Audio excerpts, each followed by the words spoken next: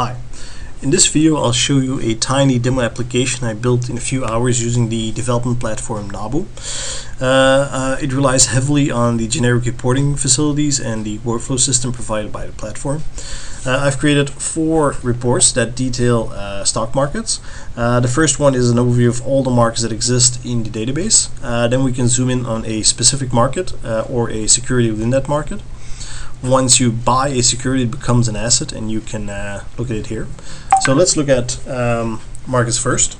We can see all the markets that exist with their amount of stock.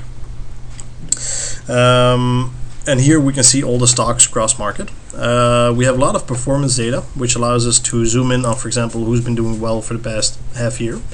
We could jump to any relevant page, or we could download the result as a CSV file. If we scroll down further, we can see the assets that we own across all these markets.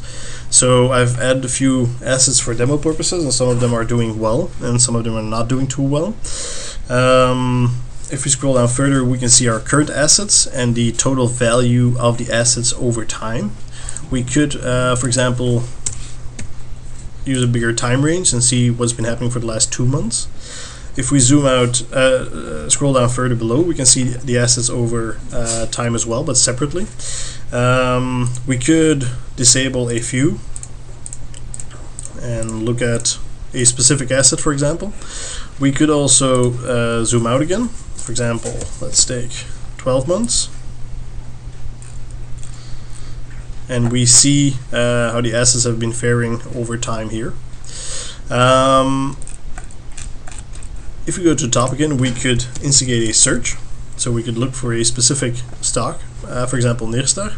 You can see that I've already bought and sold a few assets. But let's first look at the market report, which is pretty much the same, but it's limited to that specific market. So it has the asset data, the security data, and all the relevant screens, but specific to that market.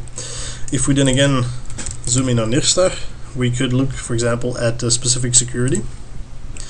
On this page, we can see a lot of relevant data. We see all the same performance factors we had in the table, and we can also look at the intraday values for that stock.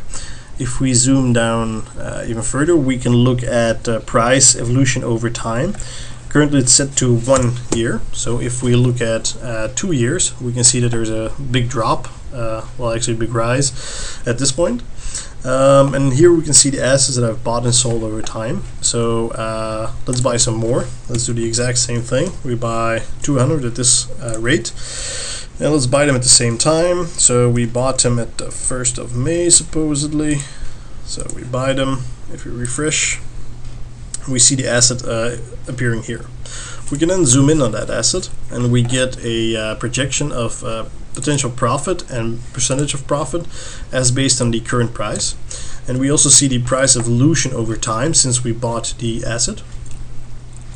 As you can see, we've not sold anything yet, and we have 200 open. So let's sell 100 at the current price. Let's do it on the 1st of September. So we sell it. And if we look here, we see it appear.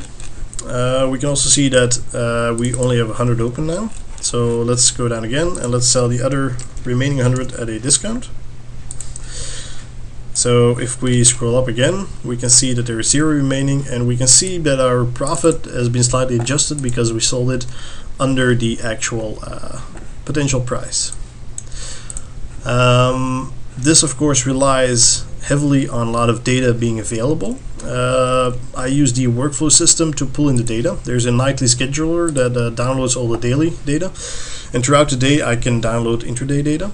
I can also manually start one. For example, here I downloaded one, and I could, for example, check out the original CSV that was pulled in from the original source. That's it for the demo. Thank you very much.